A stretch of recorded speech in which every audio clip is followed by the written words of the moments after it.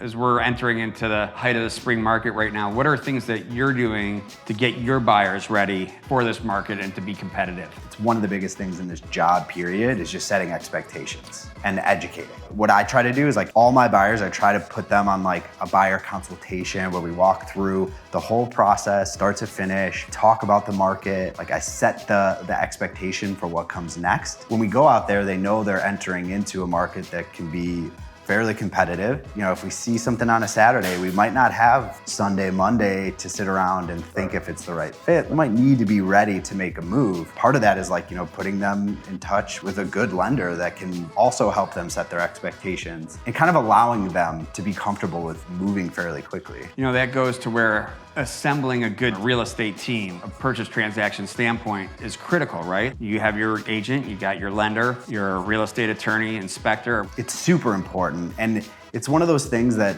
it's almost difficult to convey how important it is to a client sometimes because they don't understand, like when you do so many deals with people, you understand the communication, you understand their cadence. Like you might have a shorthand where they just know what you're expecting. When one of those people is taken out and someone else is put in, they might not be up to speed. They might not understand, they might not specialize in what we're doing. They might not understand how we operate or what comes next, or who should be on the email. Like you get some guy that says, I want to use my family's attorney or my friends that's an attorney, but they're not a real estate attorney. They might be litigator or personal injury. And even though they think that they understand the law, there's laws in general are just, I mean, they're grandiose. So real estate law is probably night and day versus, right, corporate litigation. Yeah, I mean, I've been in that situation where they use an attorney that's not a real estate attorney and they want to make it into a bit of a fight, right? Like some attorneys have this want to like argue and fight. The real estate transaction, like we're all working towards the same goal.